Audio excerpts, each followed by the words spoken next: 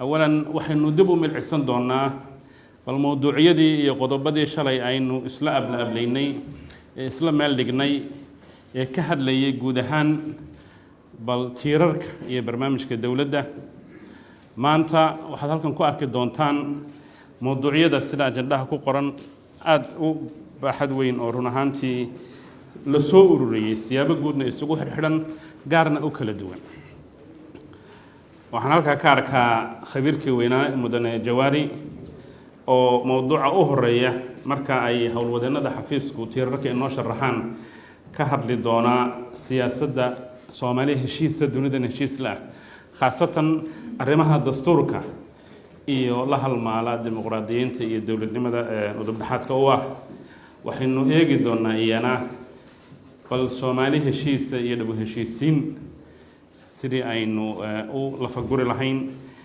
arrimaha amniga ayaynu ka hadli doonaa waad ogtihiin ahmiyadda ay u leedahay dawladnimada khaasatan xukuumaddan hadda jirta madaxweynaha iyo ra'iisul wasaaraha iyo dhammaanteedba cadaaladda iyo garsoorka oo ay khubaradoodii inala joogaan iyo waxaynu ka hadli doonaa horumarinta dhaqaalaha oo iyana barnaamijkii deyn cafinta kobcinta dhaqaalaha kordhinta dakhliga oo dawladnimo kama warrami kartid ama kama hadli kartid mar haddii aan dhaqaale haysan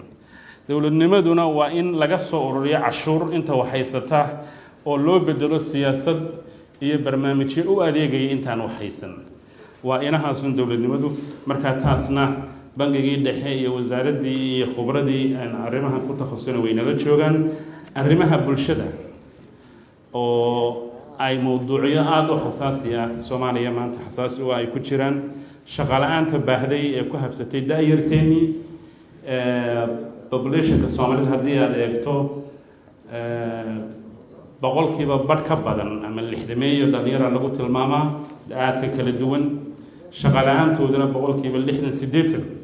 way gaadhaa marka waa su'aalaha waaweyn la rabo inaynu ka jawaabno waana arrimo si wada ogola ama wada jira la rabo inay wasaaradaha ugu wada shaqeeyaan dabcan mowduucyada ugu dambeeyana ka hadli doono waxa kamid ah isbedelka cimilada iyo ilaalinta deegaanka oo aasaas u ah wax walba oo hadda caalamka uu ka shaqeynay marka horumar laga hadlayo khubro oo Dr. Ali kamid yahay oo arrimahan Ali Daawud arrimahan ugu faradhuban baa inaga hadli doona laakiin waxaan rabnaa bal inaan isku xidhxidhno shaqada inoo taala heerarka kala duwan ee la rabo in la xiriirsiyo shalay waxa la yiri barnaamij siyaasi ah buu madaxweynuhu doorasho ku galay ama manifesto ayuu lahaa oo dadka u soo bandhigay doorasho ku galay qodobo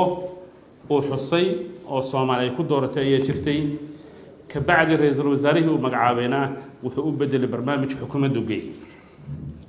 Professor Qalooc shalay wuxuu inoo sheegay dawladda inaanay tallaabo qaadi karin ilaa ay samaysato qorshe qaran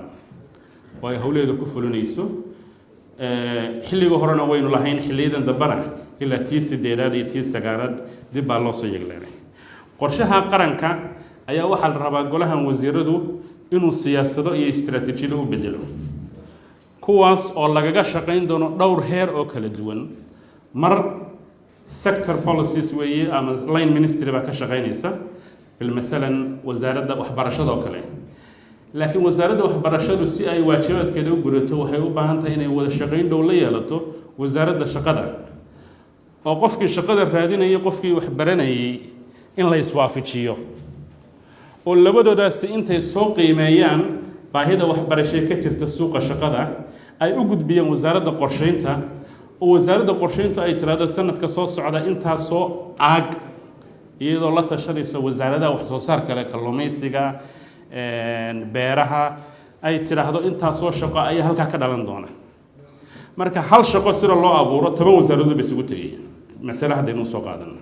hawlaha halkan aynu u fadhinaa waa inaynu faham ka qaadano oo dawladdu inay tahay mashiin si wada jira u shaqeynaya waxaan rabnaa marka barnaamijkii dawladda qorshihii qaranka siyaasadihii cabinetka uu meel marinayay iyo shuruucdii